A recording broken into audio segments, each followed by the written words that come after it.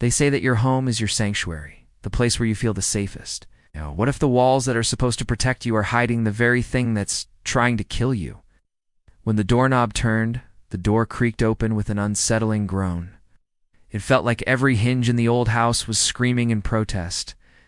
As Amelia stepped inside, she couldn't help but shiver. The musty air hung heavy with the scent of decay and dust. This was the last door she had left to open, the final barrier between her and the truth of her family's past. Curiosity battled with fear in her chest, a tug of war she was losing. Still, there was no turning back. Her journey into the heart of Blackwood Manor was a quest for answers, a desperate attempt to lay the ghosts of her family's history to rest. She owed it to herself, to her mother, and to the unborn child growing within her. Amelia's hand trembled as she pushed the door open wider, revealing a room shrouded in darkness. A single shaft of moonlight sliced through a crack in the boarded-up window, illuminating swirling dust particles and a large, intricately carved wooden box in the center of the room. As Amelia cautiously approached the box, its ornate design both fascinated and repelled her. There were no signs of a lock, only an elaborate keyhole in the center, as though an oversized key was needed to unlock it. The keyhole seemed to stare back at her, a malevolent eye watching her every move. The silence in the room was deafening, amplifying the pounding of her heart. Amelia felt like she was being watched, every creak of the aging house echoing with menace. It was as if the very walls were holding their breath, waiting for her to make a move.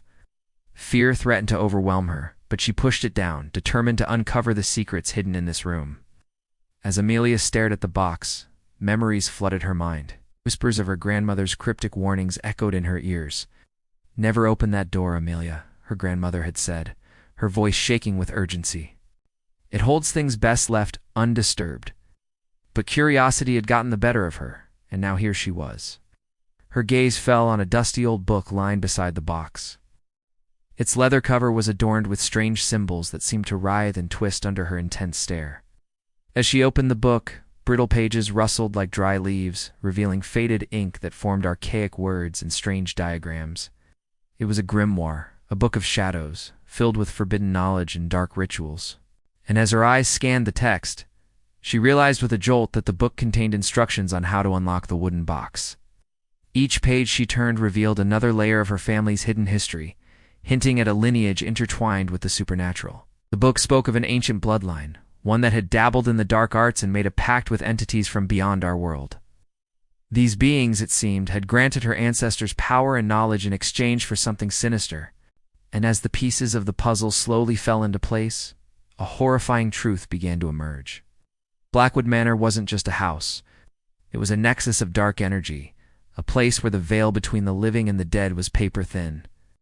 In the final door, the one that led to this chamber of secrets, was a portal to unimaginable horrors.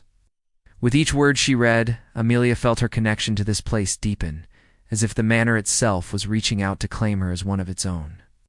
The book detailed a ritual that would allow her to unlock the box, but the price was steep. It demanded a sacrifice, a life force given willingly to the entity that slumbered within the box. The words swam before her eyes, and for a moment she hesitated. The knowledge she was seeking, was it worth this terrible cost? But then she thought of her unborn child, of the future that lay ahead. She owed it to her daughter to know the truth about their family, no matter how dark it might be. Taking a deep breath, Amelia steeled herself and began to follow the instructions laid out in the ancient book.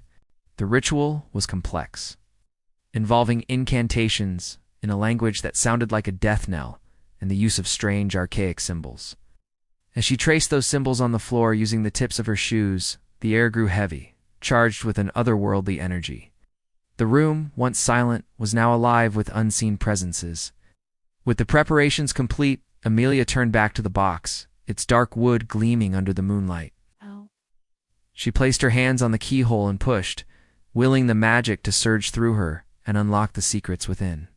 The room seemed to hold its breath, every creaking floorboard, every cobweb-draped chandelier, every shadowed corner watching intently. The door groaned as if protesting against the disturbance, but the sound was lost in the sudden rush of wind that tore through the chamber. The wind swirled around her, growing into a violent vortex that sucked at her clothes, at her hair, trying to pull her into its chaotic embrace. Then, as suddenly as it began, it stopped. The air grew still, heavy with anticipation. And when Amelia opened her eyes, she saw that the box had changed. Runes that were once dull and lifeless glowed with an eerie green light, pulsing like a heartbeat. In the center, a key materialized, made of pure moonlight. It fit perfectly into the keyhole, beckoning her to turn it. Her hand trembled as she reached out to touch it, her mind screaming at her to run, to escape while she still could. But her feet were rooted to the spot, her body responding to some unseen force. As she turned the key, the runes flared brightly, bathing the room in an unearthly glow. And from the depths of the box, a voice echoed, ancient and powerful.